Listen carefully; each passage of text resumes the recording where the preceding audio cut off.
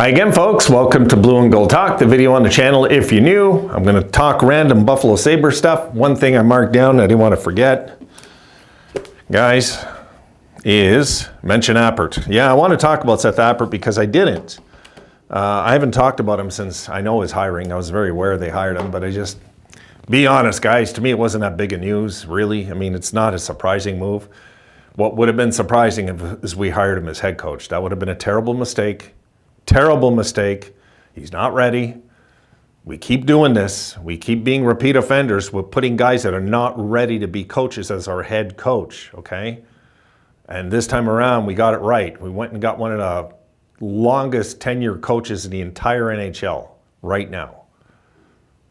So we did the right thing. We got a veteran coach, and at least Adams backed up his mouth with that, said we're going to get somebody with experience, okay? And we did. So I wanted to mention that, talk about what I'm hoping to see next year, kind of my hopes with the team.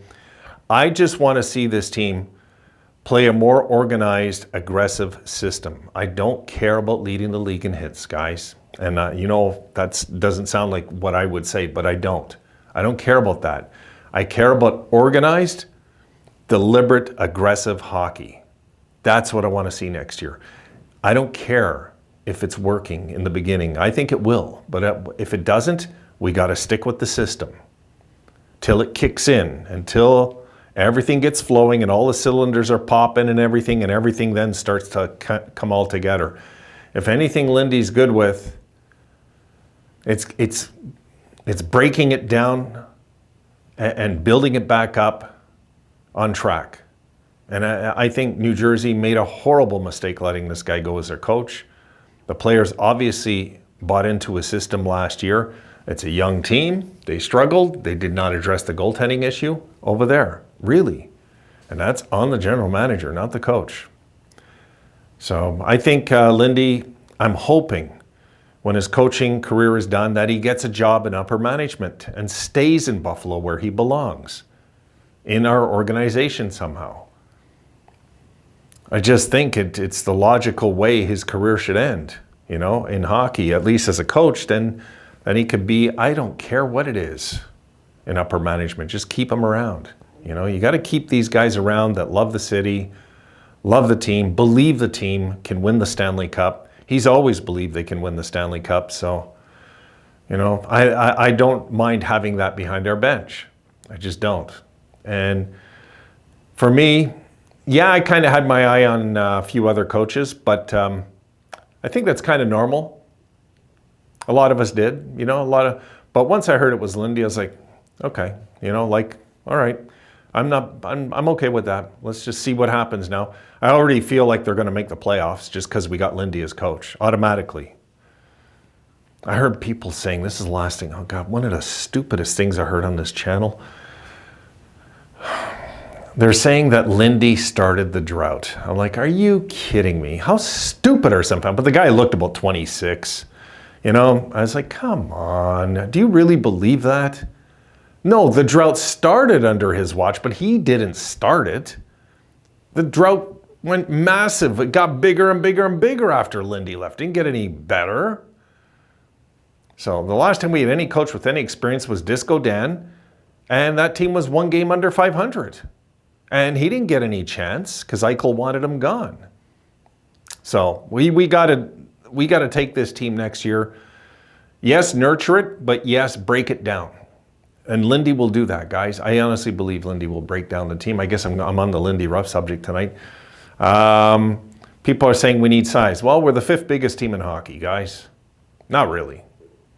The biggest team in hockey, as we know, is Dallas. Most of us know. Dallas is the biggest team in the league. You can see how big they are. And that team's only half an inch bigger than us. Overall, it's not that much of a difference, and we're much younger. They're 30. We're 25. You know, big difference, guys.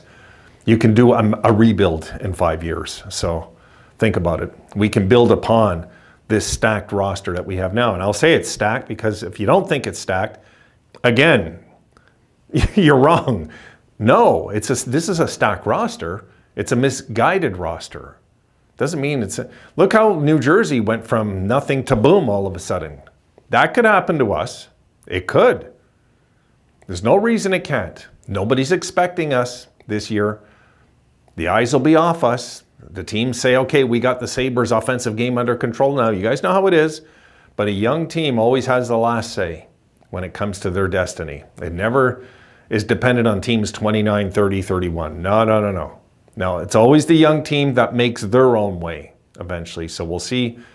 You know, and Lindy was right about one thing too. He talked about how he's comparing this to the 05-06 team when he could see that he knew that team was going to turn the corner. He knew.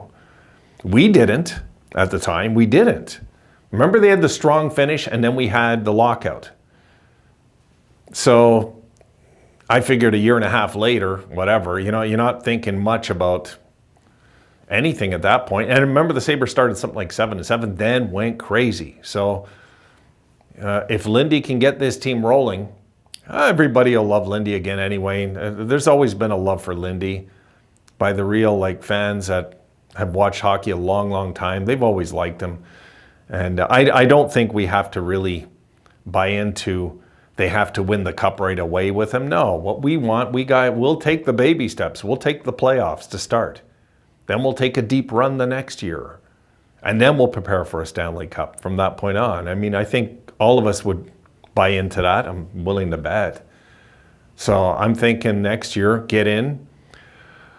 My guess is if they get in, though, I don't care who they play, I still believe they're going to win the first round. The Sabres are so due to make the playoffs that there has to be something that happens the first time they get there. There has to be. An upset, a big upset, you know? Maybe the Sabres upset the defending Stanley Cup champions in the first round next year. We don't know where this is headed.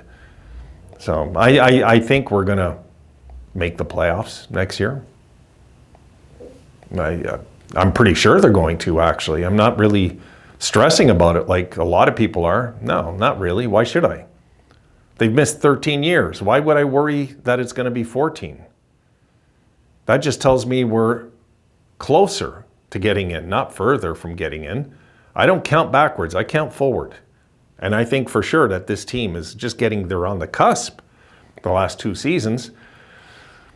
And Granato's system, no, that does not get you in the playoffs. Being a soft team doesn't work.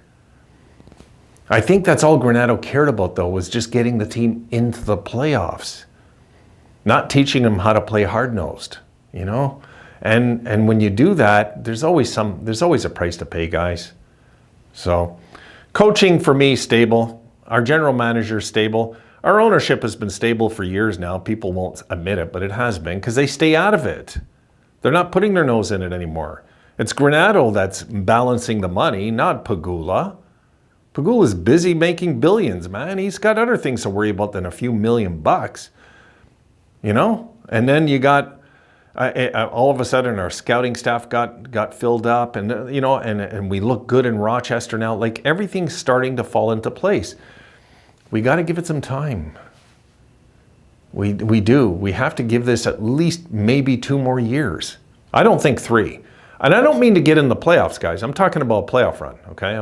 I think we'll make the playoffs next year and probably win 6-7 playoff games is what I would figure if they got in next year. 6-7 wins in the playoffs is a good, decent run first time around.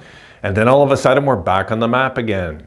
That's all we care. We want to be back on the map, get our respect back. And those hockey fans that haven't watched hockey in a long time, and no, I'm not picking on the Buffalo fans right now. I'm picking on hockey fans in general that say the Sabres have always been losers. Didn't know we had like the 5th best winning percentage in NHL history before this drought, or 6th, I should say, 6th best. You know, there's a lot of things fans don't know, really. Go look at our record in the 70s, 80s, and 90s, you fans, before you talk, you know? And in the early part of we've never had a losing decade in our history till the last one. First time ever. We've had winning decades, 70s, 80s, 90s, thousands. The 2010s weren't good to us. But we brought it on ourselves by tanking. It's something we chose. It's not what the league chose. We chose it. I won't mention Tim Murray's name. So this decade, so far, is about, what, 500, give take? right around there. I mean, yeah, I know we started really bad, so yeah, it's under 500, but it'll be over 500 this decade when it's all said and done. So, all right, guys, I'm tired. I'm gonna go watch the game, see what's happening. Just be patient, guys. And with the Appert thing, the reason I wanted to mention it, I do want to go on record saying it's a healthy move. That's the proper way to promote Appert. The proper way. You don't just give him the reins like you did all these other coaches. You know, but at least we're not going to English Premier League to get coaches anymore, like we heard earlier tonight. Okay, guys, done for the night. I'm gonna toss some videos out there. I'm a little rusty, so I'm just gonna leave it there for tonight. See you guys soon.